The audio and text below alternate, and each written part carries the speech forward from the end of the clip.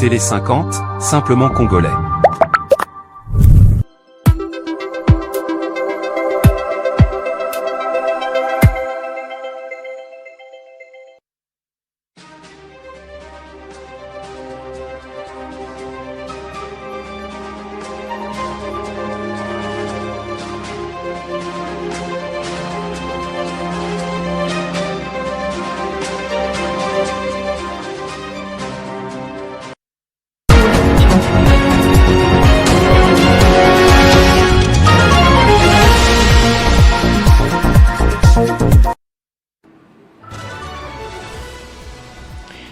Denis Mukwege exige des explications claires sur la disparition de 325 millions de dollars accordés à la République démocratique du Congo en 2022 par la Cour internationale de justice à titre des réparations pour les violations commises par l'Ouganda sur les territoires congolais. Il estime que ces détournements massifs de fonds sont une insulte inacceptable à l'encontre des victimes et doivent être investigués de manière indépendante. Le gynécologue congolais l'a dit à l'occasion du 26e anniversaire de la guerre des 6 jours de Kisangani. Au moins 942 écoliers ont été déclarés absents lors des épreuves de l'examen national de fin d'études primaires dans la sous-division d'Oicha, chef-lieu du territoire des Béni, au nord Kivu. Ce bilan, communiqué au terme des épreuves le vendredi dernier, reflète l'impact direct des violences armées sur la scolarité dans cette zone en proie à l'insécurité. Elle était l'une des premières dames préférées des Français. Bernadette Chirac est décédée vendredi 5 juin à l'âge de 93 ans. Veuve de Jacques Chirac, disparue en 2019 à 86 ans. Elle a longtemps vécu dans l'ombre de son mari avant de s'affranchir lors de son arrivée à l'Élysée, confirment plusieurs médias internationaux, notamment France 24.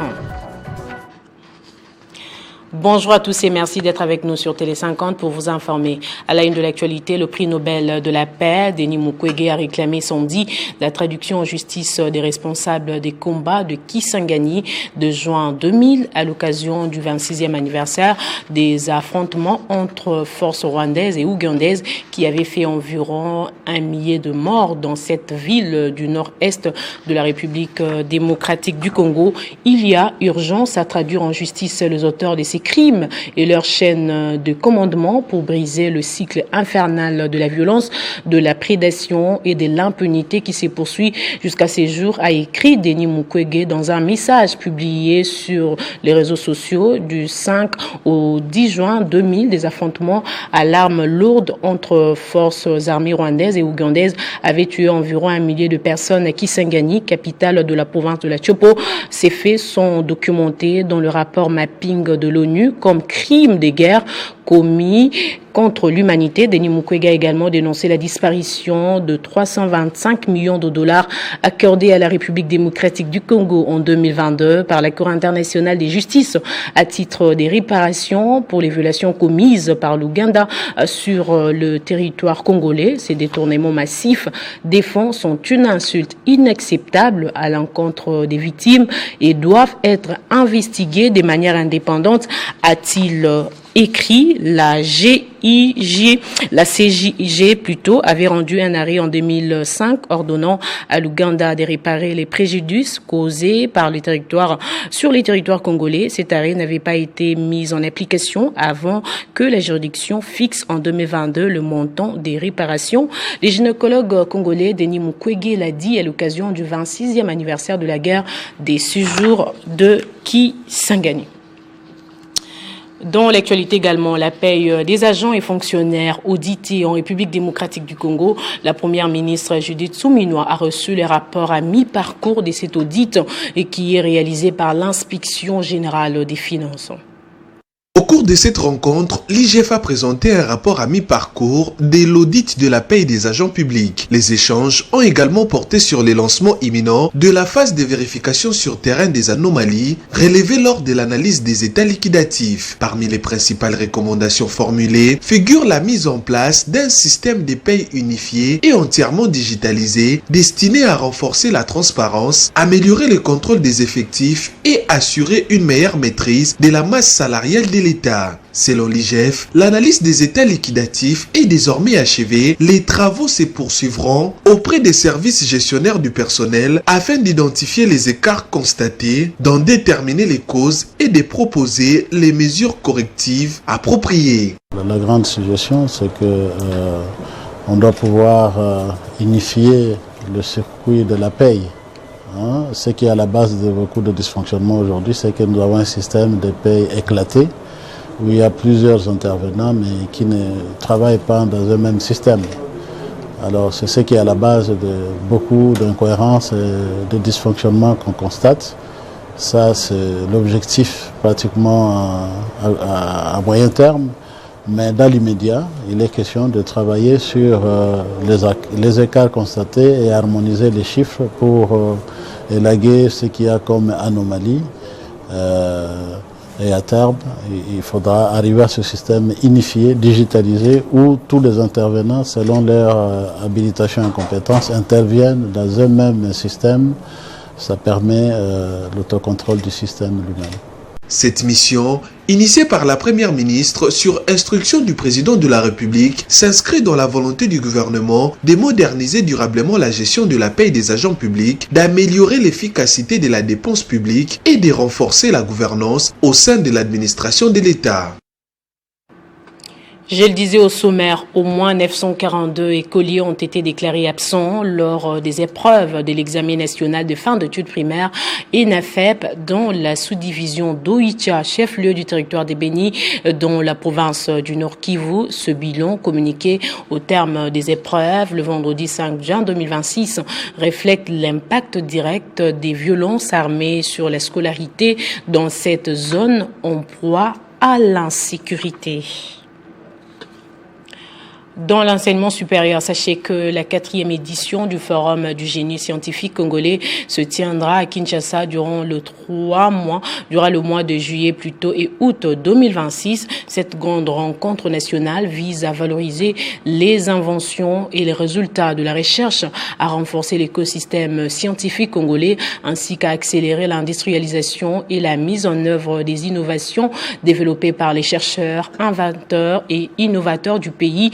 Le lancement officiel de cette 4e édition a été présidé vendredi 5 juin 2026 par la professeure Dr Marie-Thérèse Sombo, ministre de l'Enseignement supérieur universitaire, recherche scientifique et innovation, qui a réaffirmé l'engagement du gouvernement congolais à faire de la science, de la technologie et de l'innovation des leviers stratégiques du développement durable et de la transformation économique de la République démocratique du Congo.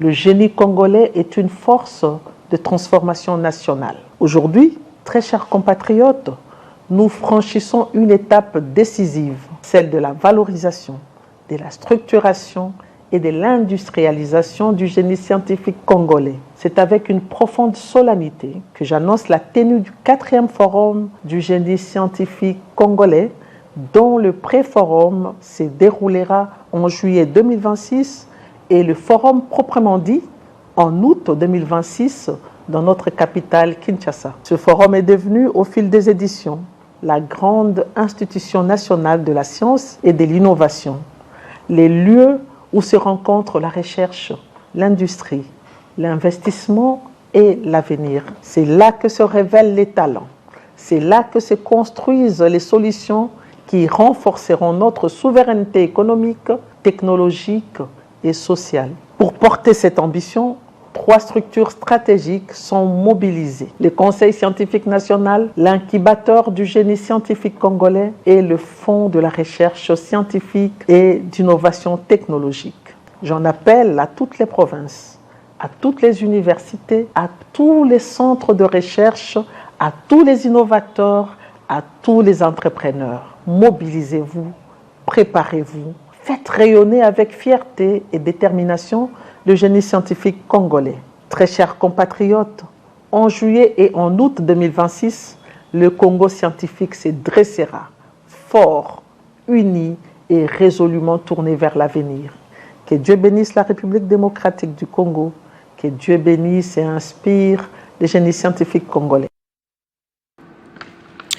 En Ituri, le général-major Kasongo Mulumba Batoka Gabi a été nommé gouverneur militaire de l'Ituri, succédant au lieutenant-général John Luboya Nkashama. Le président de la République démocratique du Congo, Félix Tshisekedi, a procédé à cette nomination par ordonnance présidentielle dans les cadres de la restructuration du leadership militaire et administratif de la province, toujours placé sous état de siège depuis mai 2021 en raison de l'insécurité persistante et des violences armées.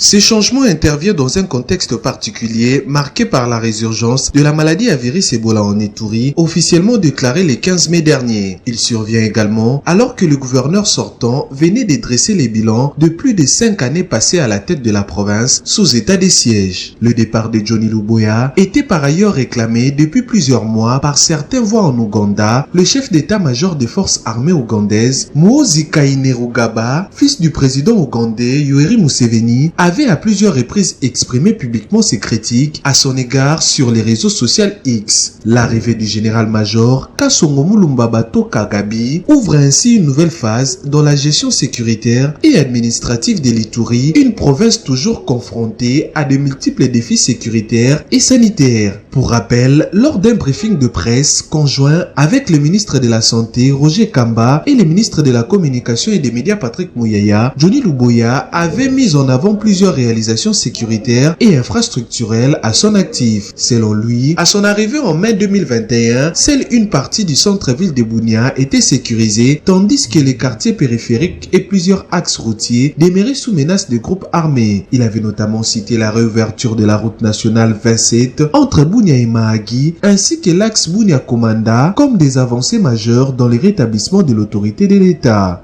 Le gouverneur sortant revendiquait également la modernisation de la voirie urbaine de Bunia grâce à des travaux d'asphaltage ayant amélioré la liaison entre le centre-ville et plusieurs quartiers périphériques. Cependant, malgré ces réalisations, son mandat s'achève sur des défis sécuritaires persistants, un défi de plus pour son remplaçant, le général-major Kasongo Mulumba. La recrudescence des attaques attribuées à la milice Codeco, aux combattants de la Convention pour la Révolution populaire de Thomas Lubanga et aux rebelles ADF continue de faire des victimes, de provoquer des déplacements de population et de fragiliser les communautés locales. Un incident est survenu dans la station de transit d'une société minière dans la ville de Likasi, dans le Haut-Katanga. Il s'agit d'un coup de force illégal occasionnant l'arrestation de 5 Chinois et 11 Congolais le mardi 2 juin aux premières heures de la matinée. Une opération dénoncée car illégale alors que ces ressortissants chinois sont en ordre en tout et pour tout. Le film de cette opération filmé par les caméras de surveillance à travers ce récit. Le mardi 2 juin dans la matinée, la station de transit d'une société minière chinoise à Likasi a été le théâtre d'une opération musclée. Vers 9h du matin, 2 agents de la DGM de Lubumbashi, appuyés par 6 policiers militaires, ont fait irruption dans le site pour un contrôle d'immigration. Sur place, 9 employés chinois ont présenté leur visa de travail valide et des copies de passeport.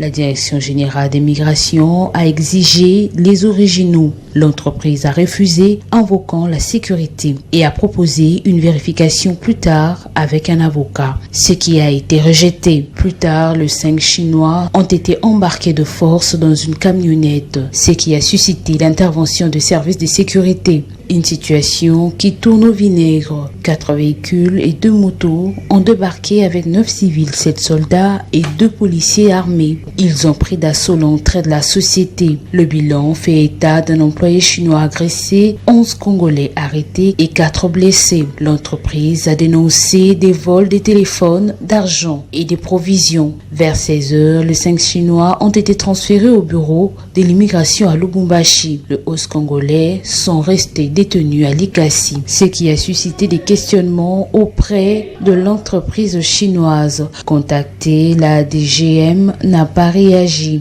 Pour la société chinoise, la situation est en cours de gestion. Et pour finir, Bernadette Chirac, veuve de l'ancien président de la République, Jacques Chirac, est décédée à l'âge de 93 ans, a annoncé samedi sa fille à l'AFP. Elle aura été la seule première dame à avoir elle-même exercé un mandat politique sur son nom propre, celui de conseillère générale de Corrèze, département où elle a été élue. Son discontinu de 1979 à 2015, épouse pendant plus de 60 ans de Jacques Chirac, restée longtemps dans l'ombre du gond. Elle a accompagné son époux tout au long de son chemin vers l'Élysée jusqu'à la victoire à l'élection présidentielle de 1995 au troisième essai. Emmanuel Macron a salué Bernadette Chirac comme une grande dame de cœur qui a marqué l'histoire et changé tant de vies avec discrétion et obstination. Elle a marqué la vie de la Corrèze où elle a été élue, des destins des millions de malades anonymes aussi grâce à son engagement intime et constant, notamment à la tête de la Fondation des hôpitaux de Paris, hôpitaux de France, a ajouté sur X le président français. Place au rappel des titres à présent.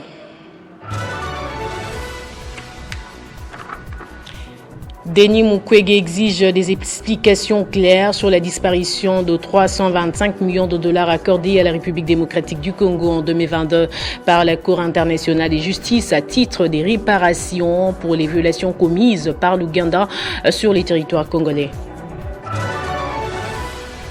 Au moins 942 écoliers ont été déclarés absents lors des épreuves de l'examen national des fins d'études primaires ENAFEP dans la sous-division d'Oicha, chef-lieu du territoire des Béni au Nord Kivu. Ce bilan, communiqué au terme des épreuves le vendredi dernier, reflète l'impact direct des violences armées sur la scolarité dans cette zone en proie à l'insécurité. Elle était l'une des premières dames préférées des Français. Bernadette Chirac est décédée vendredi 5 juin à l'âge de 93 ans, veuve de Jacques Chirac, disparue en 2019 à 86 ans. Ainsi s'achève complètement ce journal. L'actualité reste en continu sur notre site web Télé50 www.télé50.cd et sur notre chaîne YouTube Banamboka Congo.